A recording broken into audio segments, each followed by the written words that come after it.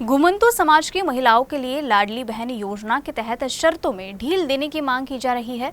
अमरावती में सामाजिक कार्यकर्ता दिनकर सुंदरकर ने जिलाधिकारी और पालक मंत्री को निवेदन सौंपकर शर्तों में राहत देने की मांग की। राज्य सरकार ने लाडली बहन योजना शुरू की है, लेकिन इस योजना में आवेदन करने के लिए कई शर्त हैं और कई महत्वपूर्ण दस्तावेज जमा करने की शर्त है। इन शर्तों की वजह से राज्य के घुमंतू समाज की अधिकांश महिलाओं के पास जन्म प्रमाण पत्र नहीं है। ऐसे में उनके लिए आवेदन कर पाना कठिन है, इसलिए इस योजना की शर्तों में ढील देनी चाहिए। राज्य में कई समाज अपने परिवार के भरण पोषण के लिए राज्य के चारों ओर घूमते हैं। इसी बीच यदि महिलाएं बच्चे को जन्म देती है, कई बार सरकारी रिकॉर्ड में जन्म तिथि और जन्म स्थान दर्ज नहीं है, इसलिए सामाजिक कार्यकर्ता दिनकर सुंदरकर ने एक निवेदन सौंपा है।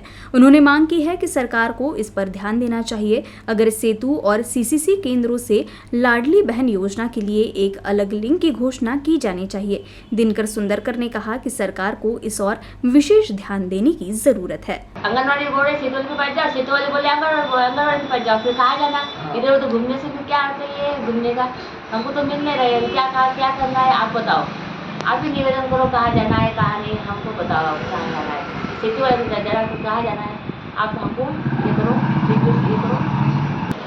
आपण सगळेजण इकडे पाहता की सरकारकडून सगळ्यांना जे पीक विमा योजना सुरू करण्यात आली 1 रुपयामध्ये, त्यामध्ये जेव्हापासून पीक विमा योजना सुरू करण्यात आली 1 रुपयामध्ये, तेव्हापासून असं सांगण्यात येते सरकारकडून की CSC संचालकाला 40 रुपये प्रति फॉर्म असे मिळतात, परंतु CSC संचालकाला 1 वर्षानंतर त्याचे मानधन दिले जाते आणि ते पण 15 रुपये ते 10 रुपयेपर्यंत इतकेच दिले जाते।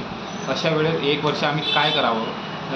आम्हाला जो फॉर्म भरतो तेव्हा आम्हाला ऑपरेटर्स लावून फॉर्म भरावे लागते, लाईट बिल आहे, सगळ्या गोष्टी आहे। 1 महिन्यानंतर सगळं आम्हाला भरावं लागतं, भाडं भरावं लागतं आणि 1 वर्षानंतर हे जर पैसे मिळत असतील तर आम्ही 1 वर्ष काय करावं? ते पण आम्हाला 40 रुपयाने मिळत नाही। अशात सरकारने यावर लक्ष घालावं आणि पैसे अदर आम्ही जर सातबाऱ्याचे वगैरे घेतले तर त्याच्यातही तुम्ही कारवाईचा आदेश देत आहे। अशा वेळेत आम्ही काय करावं?